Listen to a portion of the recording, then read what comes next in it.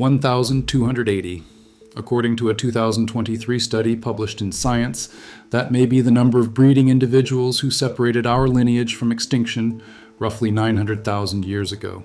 The researchers analyzed 3,154 modern genomes and concluded our ancestors lost 98.7% of their population and stayed at that number for 117,000 years. That signal is encoded in the DNA of every person alive.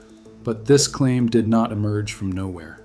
The first clue surfaced over 50 years ago in a genetics lab running one of the earliest protein surveys of human diversity. In 1972, two research teams working independently reported a finding that would puzzle human genetics for decades. Richard Lewontin at Harvard analyzed 42 enzyme loci in 382 people from 5 continents using protein electrophoresis to measure genetic variation. He calculated an average heterozygosity of 7.5%, far below what was expected for a species with a long evolutionary history and global distribution. That same year, Masatoshi Nei and Arun Roy-Choudhury surveyed 15 protein loci in about 100 Africans, Europeans, and Asians, arriving at a mean heterozygosity of 8 to 9%.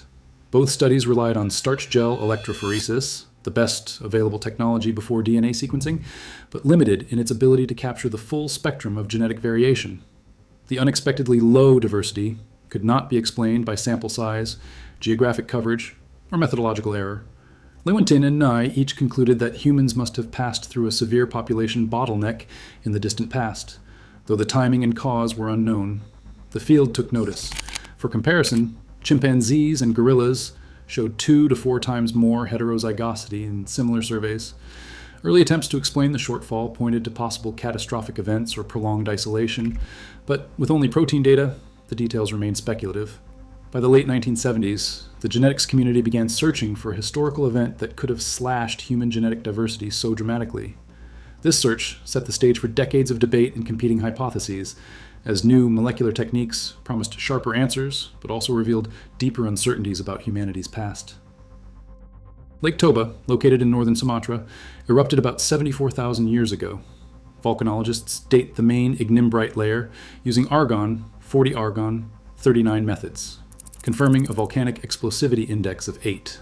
The eruption expelled over 2,800 cubic kilometers of ash and pumice, blanketing South Asia and sending ash deposits as far as the Indian Ocean. Sulfur-rich gases released during the event injected 2 gigatons of sulfur into the stratosphere, creating a global sulfate aerosol layer and a spike in ice core sulfate records. Early climate models predicted global temperature drops of 3 to 5 degrees Celsius, with some scenarios suggesting a volcanic winter lasting several years. By the early 1990s, researchers such as Michael Rampino and Stephen Self connected these findings to a possible human population crash.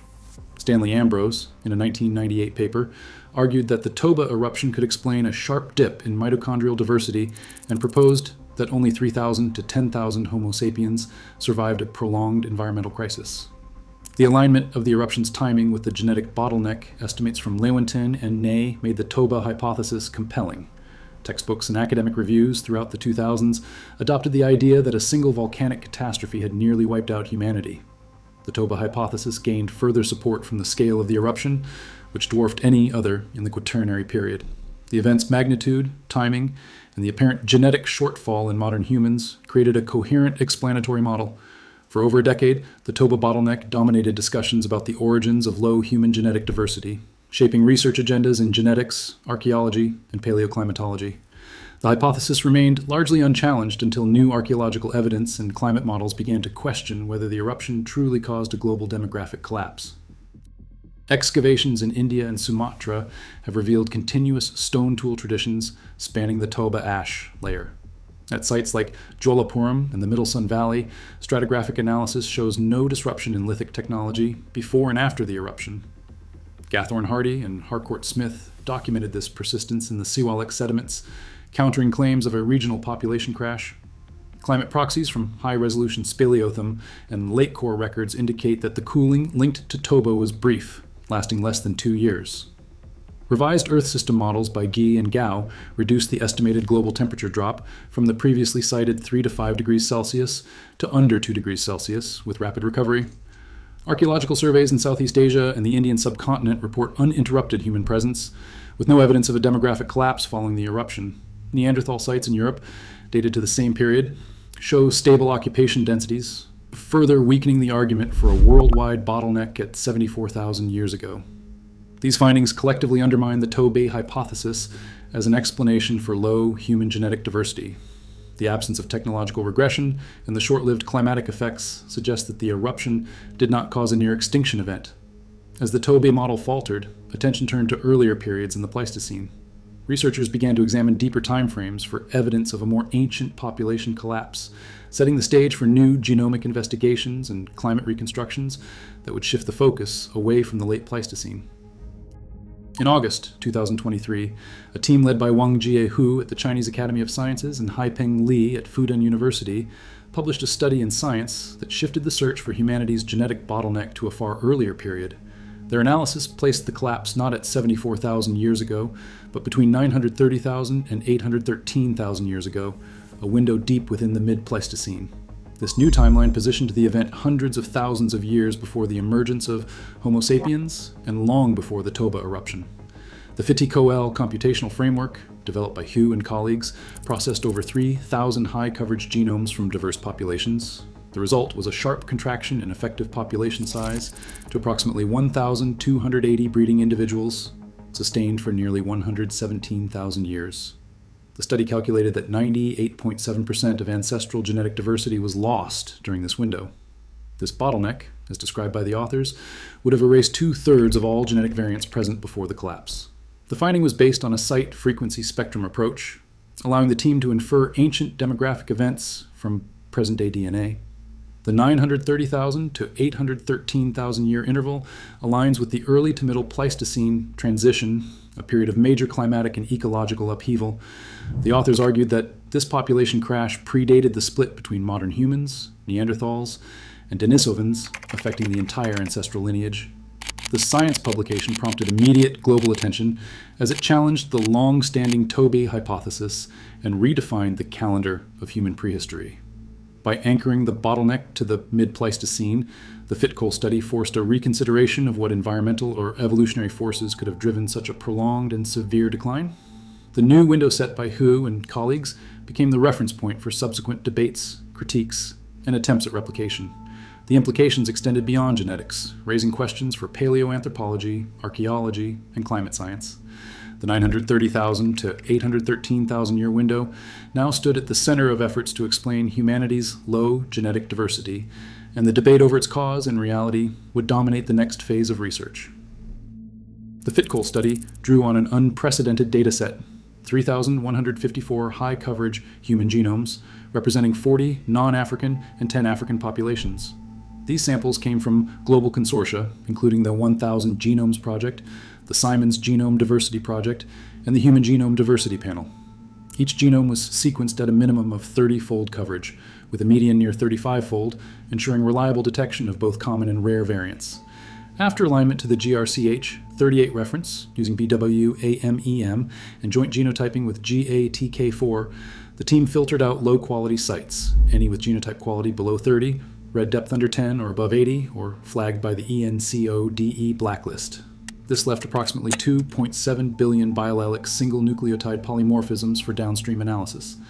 The data pipeline excluded coding regions and known disease loci to minimize the impact of natural selection, focusing on presumed neutral sites. Only variants passing strict quality filters were retained, a step that removed many rare alleles from low complexity regions, but reduced false positives. The site frequency spectrum, SFS, was then constructed from this cleaned set, summarizing how often each variant appeared at different frequencies across the sample. This SFS formed the backbone of the demographic inference.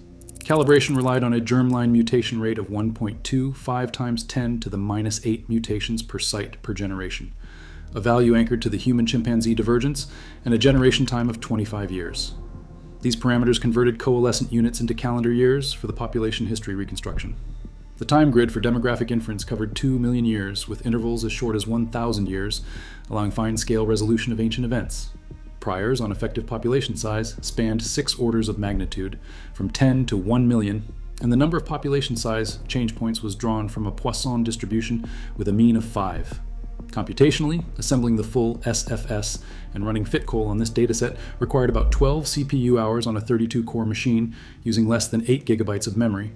The team validated their pipeline by simulating bottlenecks of known depth and timing, showing FitCoal could recover events within plus or minus 30,000 years and plus or minus 15% of the true population size. Cross-tool? Benchmarking against MSMC2 and relate on a subset of 100 genomes confirmed that FitCoal matched recent growth curves but uniquely resolved a deep ancient contraction. Block bootstrap, resampling over 100 kilobase windows, provided confidence intervals for the bottleneck estimates, excluding the null hypothesis of constant size at the 95% level. By standardizing sample selection, variant calling, and quality thresholds, the study aimed to minimize technical artifacts. The rigorous data foundation, combined with explicit mutation rate and time calibration, strengthened the credibility of the SFS used for demographic inference. This dataset and its processing steps set the stage for the statistical modeling that would follow, while also defining the boundaries of what the method could and could not reveal about ancient human population history. FitCoal, short for Fast Infinitesimal Time Coalescent, operates by reconstructing the branching history of gene lineages, one infinitesimal time interval at a time. The method assumes all sampled genomes belong to a single, randomly mating population, a condition known as panmixia. Instead of simulating millions of genealogies explicitly, FitCoal calculates the probability of observing each possible site frequency pattern directly, using a dynamic programming recursion. This approach allows it to efficiently scan through billions of variants across thousands of genomes, handling a time grid that can resolve events separated by as little as 1,000 years. The algorithm's core engine processes a full run of 3,154 genomes in about 12 CPU hours on a 32-core machine, using less than 8 gigabytes of memory. FitCoal builds its demographic inference on the continuous time coalescent, a mathematical model that tracks how genetic lineages merge as one moves backward in time. Each chromosome is treated independently, and the likelihood of the observed site frequency spectrum is computed by integrating over all possible ancestral histories. The method sets non-informative priors on the logarithm of effective population size, ranging from 10 to 1 million, and draws the number of change points, moments when population size shifts, from a Poisson distribution with a mean of 5. The algorithm adaptively merges time intervals where the likelihood surface is flat, focusing computational effort on periods with sharper demographic change. The FitCoal pipeline requires high-quality, neutral genetic variants. Coding regions and known disease loci are excluded to minimize the impact of natural selection. The analysis is restricted to biallelic, single nucleotide polymorphisms, and only sites passing strict quality filters, such as genotype quality above 30 and red depth within a defined range, are retained. This careful curation ensures that the site frequency spectrum reflects demographic history rather than sequencing errors or selection biases. Validation of FitCoal involved simulating genetic data under known demographic scenarios, including bottlenecks of varying depth and timing. The method consistently recovered the true parameters within plus or minus 30,000 years for timing and a plus or minus 15% for population size.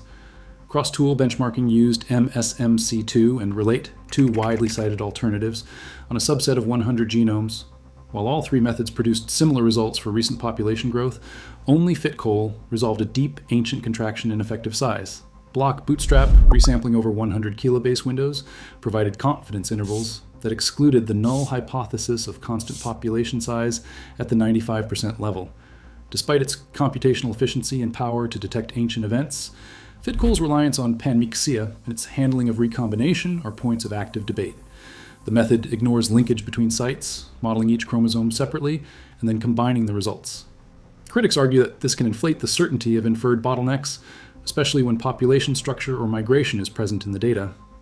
The FitCoal team has since released updates that allow for some forms of population structure and recombination, but the original study's headline claim rests on the panmictic no recombination model.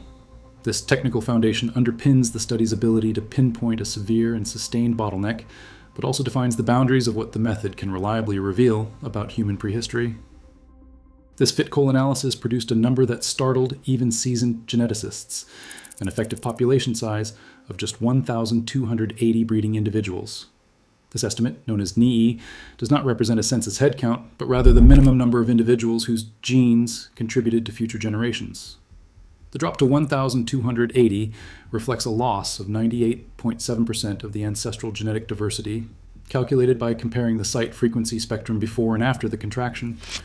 According to the 2023 science paper by Hu, Li, and colleagues, this bottleneck endured for approximately 117,000 years, spanning from about 930,000 to 813,000 years ago.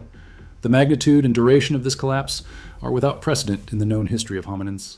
For context, the entire period of anatomically modern Homo sapiens is less than 300,000 years, meaning the bottleneck lasted nearly half as long as our own species has existed. A breeding population of 1,280 individuals sits far below thresholds considered safe for long-term survival in mammals. In conservation biology, populations below 5,000 to 10,000 individuals are flagged as at risk of inbreeding depression and stochastic extinction. The FitCoal study calculated that 2/3 of all genetic variants present in the ancestral population were erased during this interval. The genetic consequences would have included increased homozygosity, loss of rare alleles, and a permanent reduction in adaptive potential. These effects are visible today in the unusually low heterozygosity of human genomes compared to other great apes. The 98.7% figure was derived by comparing the inferred N before the bottleneck, estimated at roughly 98,000 individuals, with the minimum reached during the collapse. The persistence of this low Ni for 117,000 years means that genetic drift would have steadily eliminated diversity, leaving a lasting signature in every living human's DNA. The study's confidence intervals, generated by block bootstrap resampling, place the minimum Ni between 1,040 and 1,560 individuals, with error margins of about 8,000 years on the temporal boundaries. These numbers are not artifacts of a single model run. They were robust across dozens of parameter sweeps and simulation tests. The evolutionary risk posed by such a small effective population is severe. Species that pass through bottlenecks of this magnitude often experience irreversible losses in fitness and adaptability. The FitCoal team noted that the only other mammals with comparable knee troughs are island endemics on the brink of extinction. In humans, the bottleneck's duration and depth would have shaped the trajectory of subsequent evolution, limiting the range of possible genetic futures. The claim of a 1,280 individual knee raises immediate questions about the fossil record. Between 950,000 and 650,000 years ago, hominin fossils are exceptionally rare, a gap that has long puzzled paleoanthropologists. The timing of the genetic bottleneck aligns with this fossil scarcity, suggesting a real demographic collapse rather than a sampling artifact. Yet, the severity of the contraction implied by FitCoal is so great that it demands careful scrutiny. If correct, the event represents one of the narrowest evolutionary bottlenecks ever documented in a large-bodied terrestrial mammal. The next step is to examine whether the genetic signal matches the archaeological and paleontological record, or whether alternative explanations, such as population structure or methodological bias, can account for the numbers. Between 950,000 and 650,000 years ago, the hominin fossil record thins to a near silence. Paleoanthropologists like Giorgio Manzi have cataloged this gap across Africa, Europe, and Asia, noting that diagnostic remains from this interval are exceptionally sparse. The few fossils that exist, such as isolated cranial fragments or teeth, often lack clear taxonomic assignment, leaving major questions about their evolutionary relationships. This scarcity is not simply a matter of missing sites. Sedimentary sequences from key regions have been extensively surveyed, yet consistently fail to yield hominin bones for this window. Taphonomic processes, including acidic soils and fluctuating water tables, have likely destroyed much of the original material, but the scale of the absence was striking even when preservation biases are considered.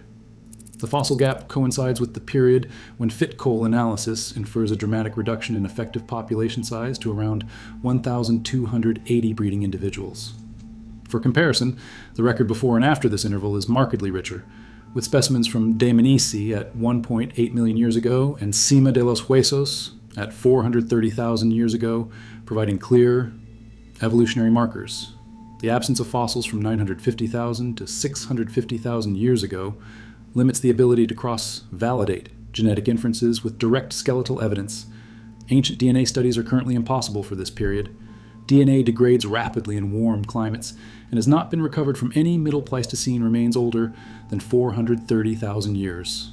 This evidentiary gap forces researchers to rely on indirect proxies, genomic models, sedimentary biomarkers, and rare fragmentary bones. As a result, conclusions about population collapse during the Mid-Pleistocene remain provisional, shaped as much by what is missing as by what has been found. The lack of remains complicates efforts to trace the origins of Homo heidelbergensis, which is often placed as the survivor lineage, but whose earliest fossils post-date the presumed bottleneck. Without new discoveries or breakthroughs in ancient DNA retrieval, the mid-Pleistocene fossil gap stands as a major obstacle to resolving the debate over humanity's narrowest evolutionary bottleneck. Homo heidelbergensis stands at the center of the debate over who survived the population collapse between 930,000 and 813,000 years ago. Fossil specialists point to cranial fragments and mandibles from sites in Europe and Africa that display a blend of archaic and derived traits. The species is defined by a mosaic of features, a thickened brow ridge, an expanded brain case, and a robust jaw, yet lacking the fully modern chin or the long, low skull of earlier Homo erectus.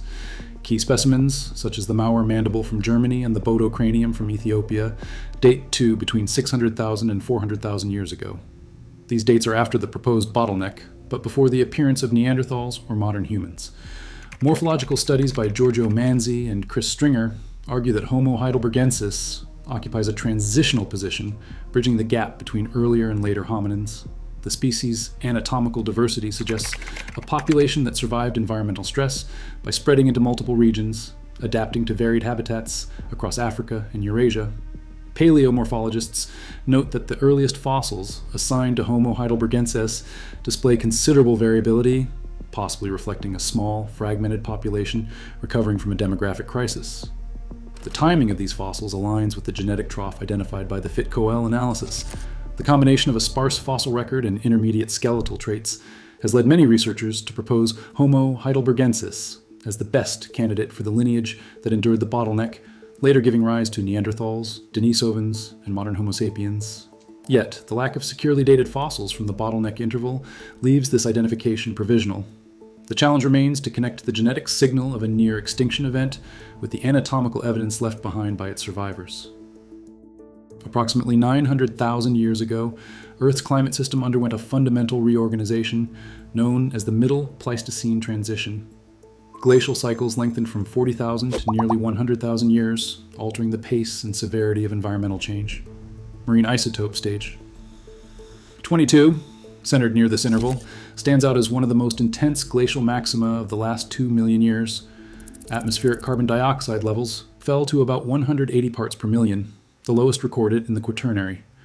Global net primary productivity declined by roughly 30%, as documented in model reconstructions and pollen records. In eastern Africa, lake levels dropped by more than half, and savanna woodlands gave way to arid grasslands. Proxy data from speleothems and low S indicate a mega-drought lasting up to 25,000 years, reducing herbivore biomass and shrinking habitable zones for large mammals, including hominins. European and Asian records show a contraction of forests and the persistence of only small refugia, where net primary productivity losses were less severe but still measurable. The spatial pattern of these changes suggests that most of the continent became inhospitable, with only scattered pockets capable of supporting small populations. Paleoecologists such as Shaybitz and Chalk have linked these environmental shifts directly to the collapse in carrying capacity for hominin populations. The coincidence of the carbon dioxide minimum, peak aridity, and the timing of the inferred genetic bottleneck has led many researchers to propose marine isotope, stage 22, as the primary ecological driver of the population crash detected by genomic methods.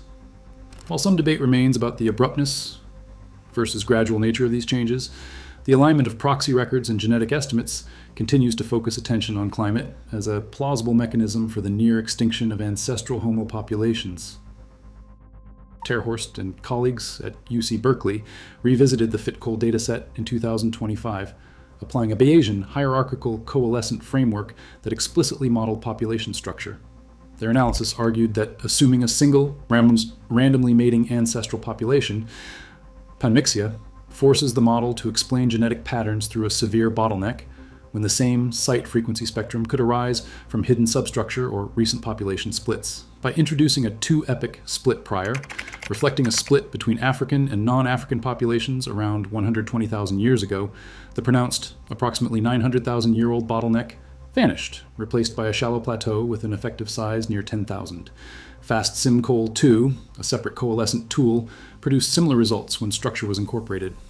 Dervasala and colleagues, using DADI on 12 African and 28 non-African groups, found only a modest 30% reduction in effective size from 800,000 to 900,000 years ago, and they found that the bottleneck signal collapsed when populations were analyzed separately. Both teams showed that a multi-population model outperformed the single bottleneck FitCoal scenario under the Akaike information criterion, with delta AIC values favoring structure by at least 45 points. Critics also noted that FitCoal's original implementation ignored recombination, which can inflate certainty in bottleneck inference by treating each chromosome as independent. The FitCoal team responded with an updated version, allowing for 3 demes and migration, which reduced the depth of the bottleneck by about half, but did not eliminate it. These statistical counterarguments highlight that the choice of demographic model, single versus structured population, can fundamentally alter the inferred history.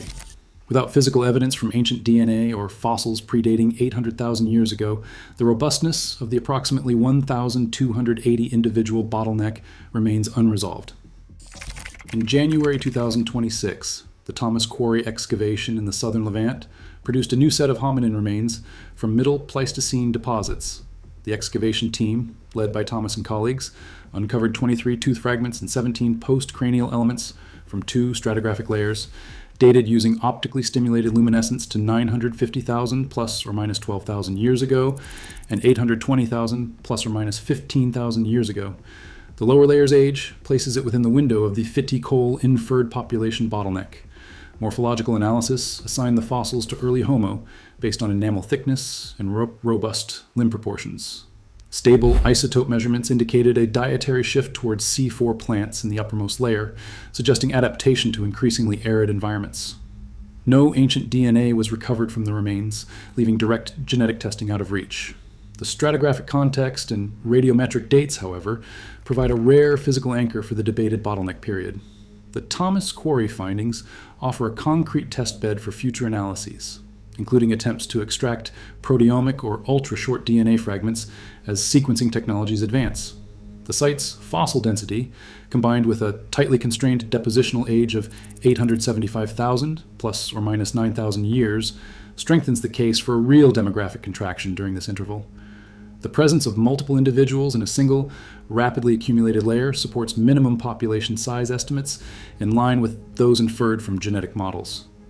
The Thomas Quarry material stands as the most promising candidate for cross-validating genomic bottleneck claims with the physical record. While the absence of direct genetic data limits current conclusions, the site's stratigraphy and fossil assemblage now anchor the ongoing debate in the material evidence of early Homo survival through the harshest phase of the Middle Pleistocene. Today, every human genome carries evidence of a collapse to roughly 1,280 breeding individuals, as modeled by FitCoal in 2023. Debate persists. The origins, drivers, and timing remain contested among researchers such as Hu, Li, and competing teams worldwide. The Middle Pleistocene bottleneck still challenges the limits of paleogenomics and climate modeling. New methods and fossil discoveries will test these estimates. Our genetic past is not settled science. It is an active, unfolding investigation.